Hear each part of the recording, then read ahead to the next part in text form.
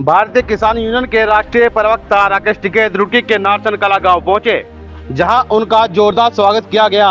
खास बात यह रही कि राकेश टिकैत खुद ट्रैक्टर चलाकर बैठक स्थल पर पहुंचे और किसानों के साथ मंच साझा किया। इस दौरान राष्ट्रीय प्रवक्ता राकेश टिकैत ने संगठन को और मजबूत करने की बात कही और ऐलान किया कि जल्द ही एक बड़ी महापंचायत आयोजित की जाएगी। राकेश टिकैत ने कहा कि टोल प्लाजा पर हुआ आंदोलन किसानों के दर्द को सामने लाया था और अब उस जंग को दोबारा जीतने की तैयारी की जाएगी। राष्ट्रीय प्रवक्ता राकेश टिकैत ने युवाओं के मुद्दों पर भी सरकार को घेरा है। उन्होंने पेपर लीक प्रकरण पर साफ कहा कि अगर प्रश्न पत्र लीक होता है तो परीक्षा कैंसिल कर दोबारा कराई जाए, ताकि बेरोजगार युवाओं का भविष्य खराब न हो। साथ ही नकल कानून को सख्ती से लागू करने की मांग की है, जिसमें माफियाओं की हिम्मत न बढ़ पाए।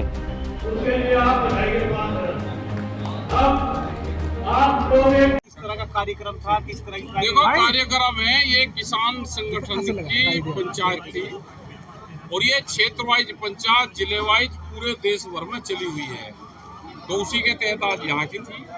कल की शामली जिले में है, परसों की हापुड़ में है, 27 तारीख की, 28 तारीख में मेरठ की है। तो हर रोज मीटिंगें चलती रहती है।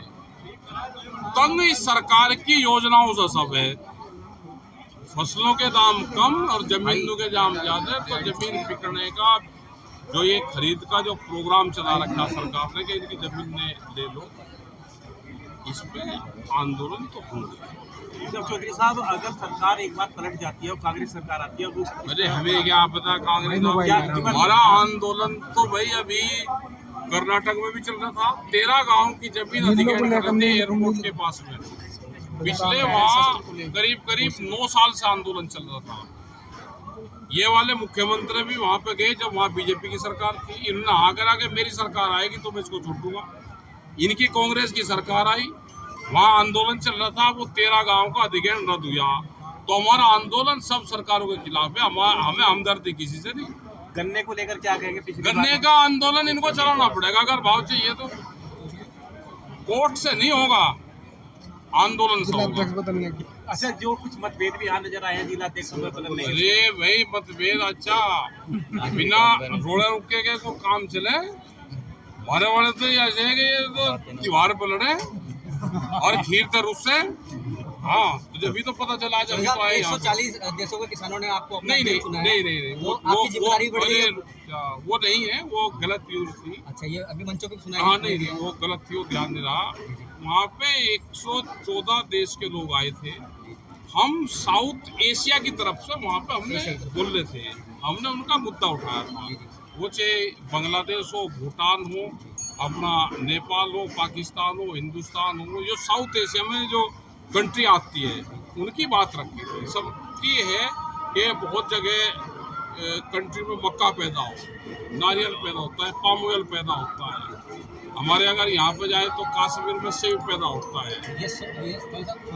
पेपर लीक हुआ जी, ये गवर्नमेंट की तरफ से लगा हुआ है, इसमें नेताओं की फोटो भी लगी हुई है, इस पे क्या कहना और चाहिए? लगे रहने भाई, जिनका सरकार है उनके फोटो लगेंगे, फोटो क्या और किसी और के लगे रहेंगे। जिसकी सरकार उसका फोटो लगा रहा, लगता ही रहना चाहिए। ये किसानों की सुविधा के लिए है वैसे?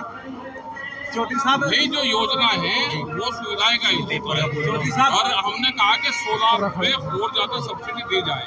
और फोटो तो नेता का ही लगना चाहा भाई, नेता तो यहाँ पे भी आ जाएगा तो कुछ ना कुछ देके जाएगा।